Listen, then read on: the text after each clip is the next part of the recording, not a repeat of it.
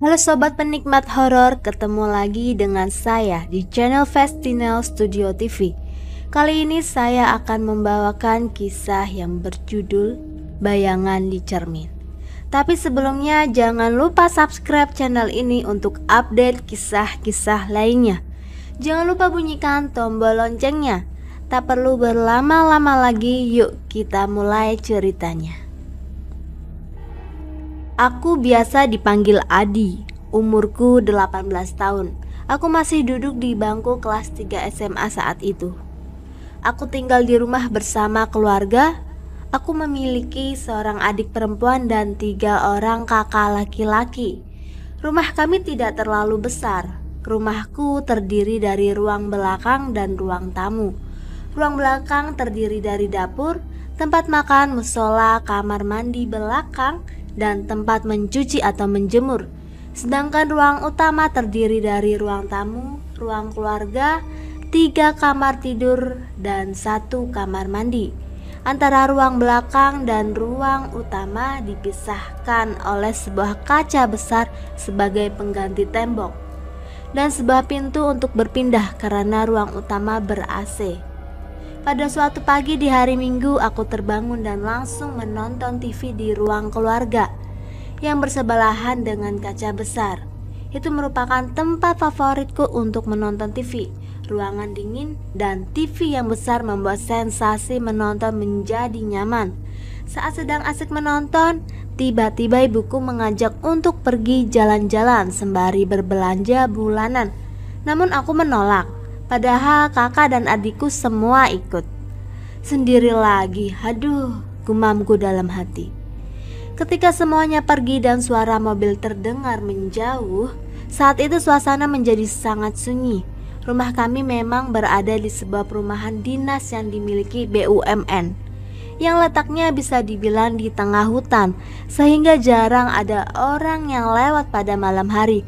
Entah berapa lama aku menonton TV, aku merasa mengantuk, mataku semakin berat. Duh, ngantuk banget gila, tumben, padahal masih pagi banget, ucapku. Entah karena apa, tiba-tiba aku merasa sedikit merinding dan ruangan terasa sangat dingin. Duh, ada apa nih, gerutuku. Karena merasa tidak enak, maka aku memilih untuk beranjak dari ruang keluarga menuju kamar tidur. Karena memang sudah sangat mengantuk, berbaringlah aku di kasur dan kupeluk erat guling kesayanganku. Sedikit info, di kamar tidurku itu arah kasur menghadap ke sebuah cermin yang lumayan besar dan tertempel di dinding.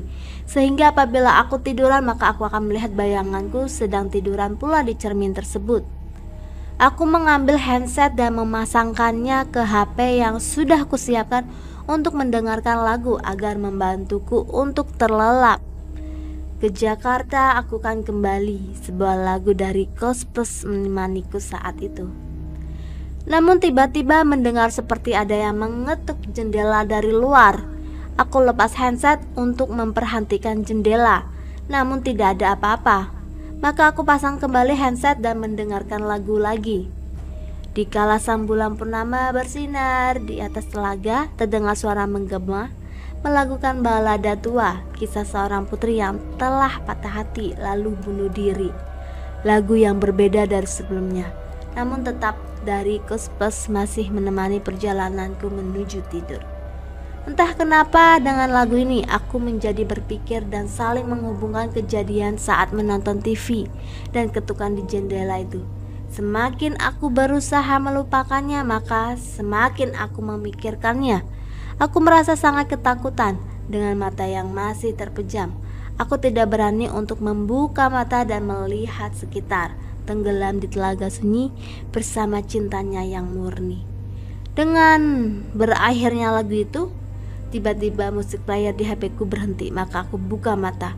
HP-ku ada di sebelah badanku, namun aku tidak sengaja menatap sekejap ke cermin besar yang ada di hadapanku itu. Seperti ada sesuatu. Karena hanya sekejap, maka aku mencoba beranikan diri untuk melihat kembali ke arah cermin, namun tidak ada apa-apa. Ah, hayalan aja kali, pikirku. Aku kembali mendengarkan lagu saat sedang asik. Tiba-tiba terasa seperti ada gempa bumi. Kasurku bergoyang, tidak terlalu kencang namun sangat terasa. Aku membuka mata dan tidak sengaja menatap ke arah cermin. Di sana aku melihat sebuah bayangan tepat di sela-sela antara kasur dengan jendela yang berada di belakangku. Aku tengok ke belakang perlahan, namun tidak ada apa-apa. Aku kembali melihat ke arah cermin. Sosok bayangan putih itu masih di sana. Aku terpaku, mati rasa, tidak bisa berbuat apa-apa dan hanya bisa menatap mata hantu tersebut. Sebuah wajah pucat tetapan kosong yang seakan menatap langsung ke arah mataku. Rambutnya yang panjang terurai acak-acakan semakin membuat dirinya menakutkan. Aku berusaha untuk bergerak tetapi tidak bisa. Ingin berteriak namun tidak bisa. Aku yang kurang mendalami agama tidak bisa berdoa apa-apa selain meminta kepada Tuhan untuk menyelamatkanku dari makhluk gaib ini. Tiba-tiba dia berteriak sangat kencang, suara yang keras dan menggigit itu seakan menusuk ke telingaku.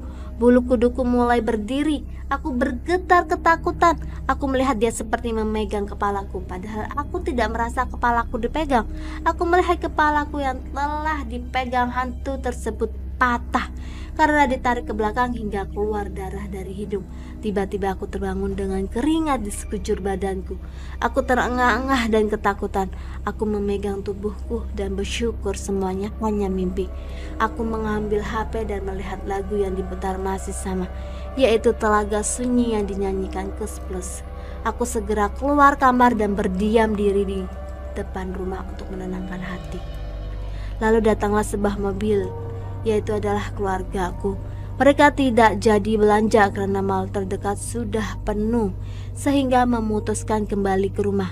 Aku menceritakan kepada ayah dan ibuku tentang mimpi yang kualami.